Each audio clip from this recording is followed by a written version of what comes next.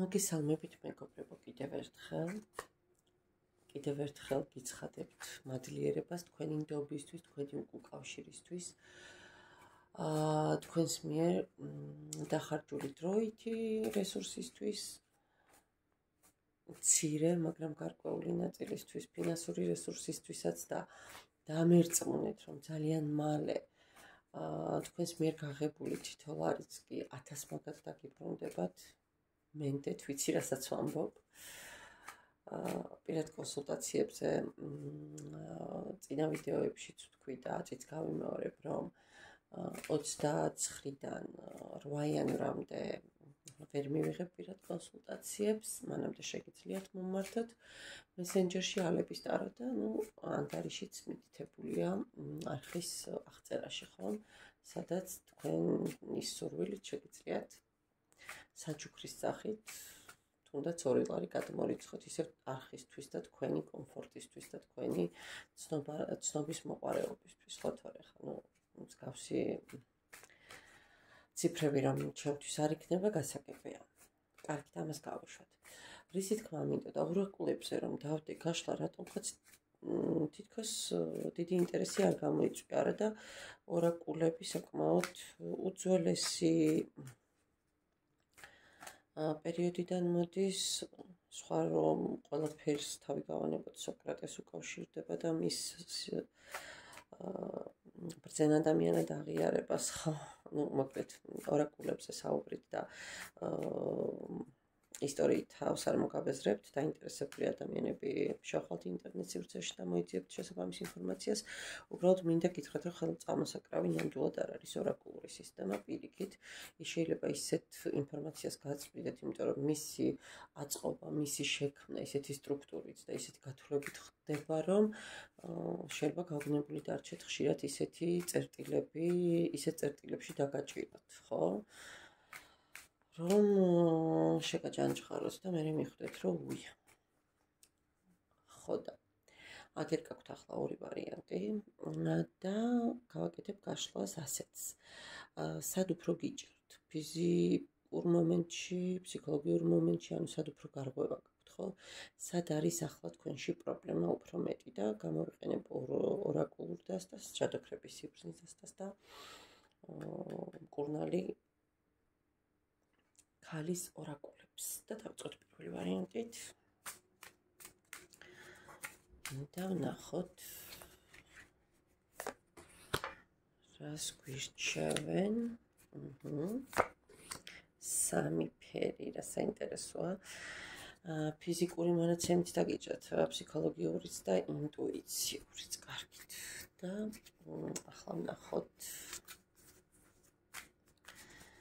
ახლა ვნახოთ ჯადოქრების სიბრძნის ორაკულები, რას გეტყვიან ჩემო ადამიანებო, რას გირჩევენ, ხო? ერთი წამით.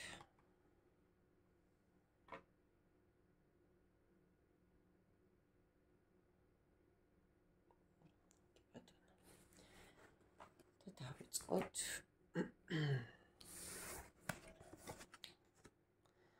მკურნალები რას გვირჩევენ. ველური ძუნგელი, ხო? ანუ ველური მდედრობითი ენერგიები, ქალური ენერგიები, მიმღები ენერგიები, ხო? ნახეთ, გამოაღვიძე შენში მგელი,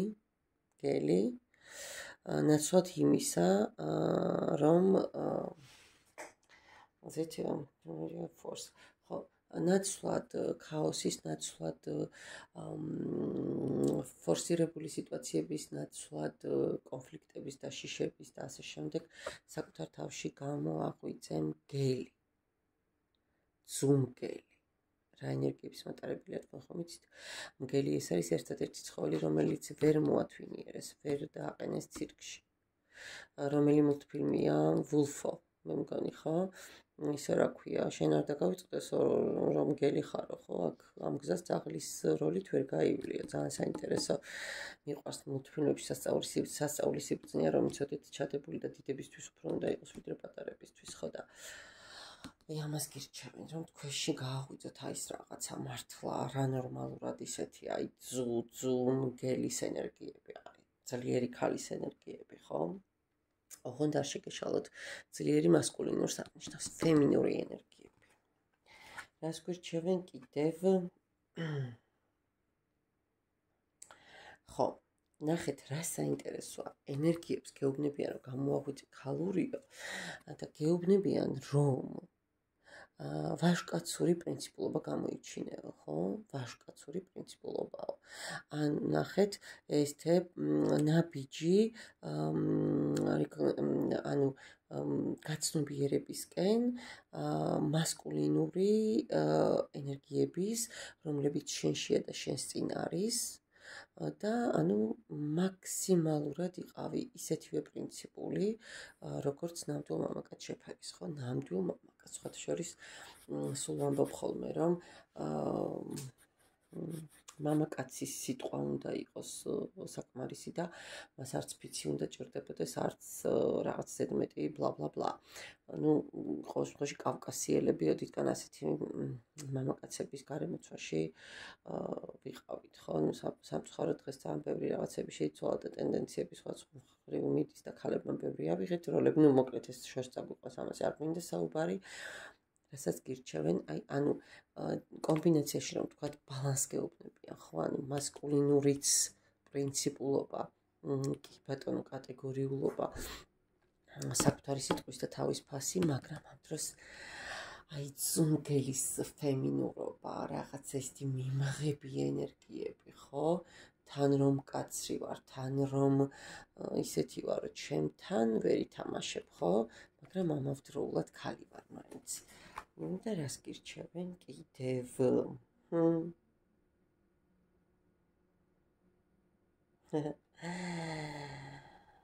შემოდგომა. შემოდგომით რა ხდება, მეგობრებო, ხო? შემოდგომით ხდება ის ამბები, რომ უნდა მოვიცილოთ ყველაფერი ძველი, ყველაფერი გამხმარი, ყველაფერი გაფუჭებული, ყველაფერი ვადაგასული, ყველაფერი უსარგებლო, გავნულდეთ, გავშიშველდეთ, ხო, პირდაპირ მნიშვნელობით ხომ არა?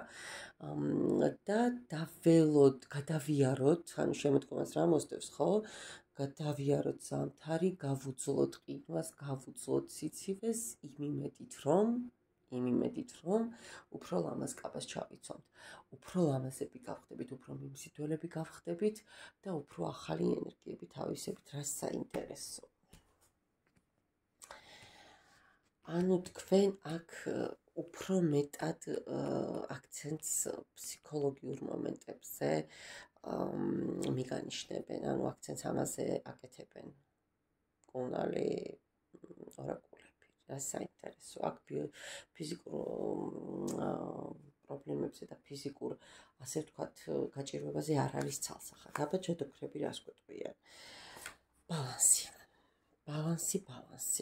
რა საინტერესოა, რომ გავაკეთე იქ ერთ-ერთ ვარიანტს ამოვიდა ბალანსიდან, და იგივე ვარიანტის ხალხი ხომ არ მიყურებთ ახლაც. გირჩევენ, რომ დააბალანსოთ რაღაცები, არ იყოთ ზედმეტად ემოციურები, არ იყოთ ზედმეტად გამცემები, ხო, ან პირიქით ზედმეტად ცივები, ზედმეტად ძუნწები, ზედმეტად, მოკლედ ყველაფერში ზედმეტობას გიკრძალავთ. ბალანსი. თუნდაც ბოროტის და კეთილის, ხო, თუნდაც ტყვი, აი, მოკლედ ბალანსი. ოქროს შუალედის პოვნა.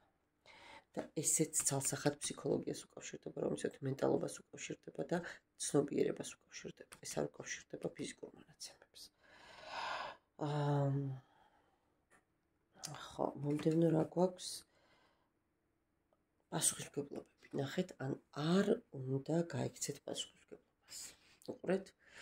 უნდა აიღოთ ნებისმიერ თქვენს ქცევაზე, ხო, ნებისმიერ თქვენს გადაწყვეტილებაზე პასუხისმგებლობა.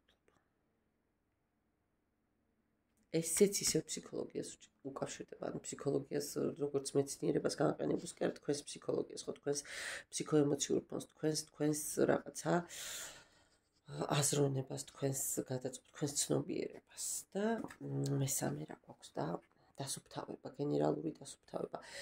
როგორ მაინტერესებს ის ადამიანები ხوار უყურებთ ამ ვარიანტს, ვისთანაც ზუსტად ესეც ამოვიდა და არ ვიცი ცალ-ცალკე ამოვიდა თუ როგორ, მაგრამ ეს ორი ბარათი წინა გაშლებშიც ამოვიდა, ბალანსი და დასუფთავება. პირდაპირ მნიშვნელობით მოგიწოდებენ განწმენდისკენ, ემოციური მაკულატურისგან გათავისუფლებისკენ. სულ ამას ვამბობ ხოლმე, რომ ფსიქოლოგები ძალიან ხშირად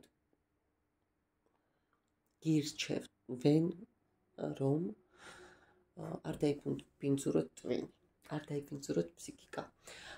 შეჭამ ნაგავს, მაპატიეთ, მაგრამ ცირკულირების უნარი აქვს და ხო, გამოსავალიც აქვს, ხო, ორგანიზმს საიმისო, რომ ეს ნაგავი გარეთ გამოიტანოს, მაგრამ ტვინი არ სუფთავდება. ტვინის უჯრედებში ილექება ყველა სარგებელი თუ სასარგებლო თუ უსარგებლო ინფორმაცია. ამიტომ დურაკებთან დიდად ურთიერთობთ, ამასაც ხშირად უსვამთ ხოლმე ხას, იმიტომ რომ ხომ იცით ესეთი ანდაზა არსებობს სულელის და ჭკვიანის მეგობრობის და ურთიერთობის ფონზე ჭკვიანი უფრო ზარალდება ვიდრე სულელია, რომ იცოდეთ. ამას გირჩევენ. არ ვიცი პირდაპირ მნიშვნელობით წმენდა გჭირდებათ, არ ვიცი, მართლა გენერალური დასუფთავება ჭირდება თქვენს ცხოვრებას. გაითვალისწინეთ. მადლობა პირველ ვარიანტს და ვნახოთ მეორე ვარიანტს. რას ეტყვიან ჩვენი ორაკულები?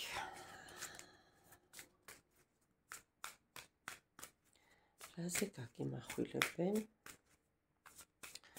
ყურადღებას ვნახოთ.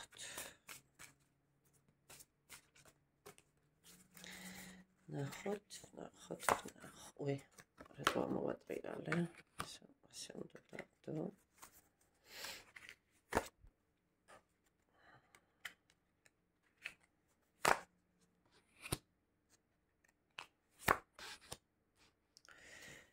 კი ბატონო.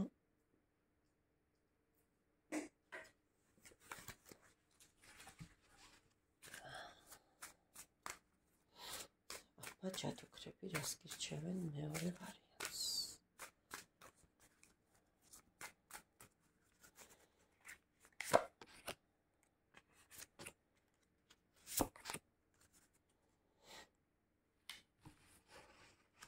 და დავიწყოთ.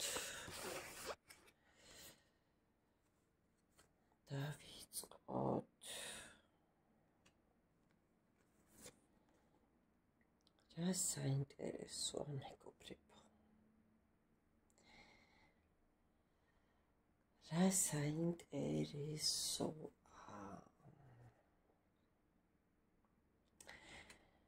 ზაფხული. ანუ რას გირჩევენ, ნახეთ, რაც შეიძლება მეტი დადებითი ემოციით დატვირთეთ თქვენი გონებაო, ხო? რა არის ზაფხული? ზაფხული ეს არის პერიოდი, როცა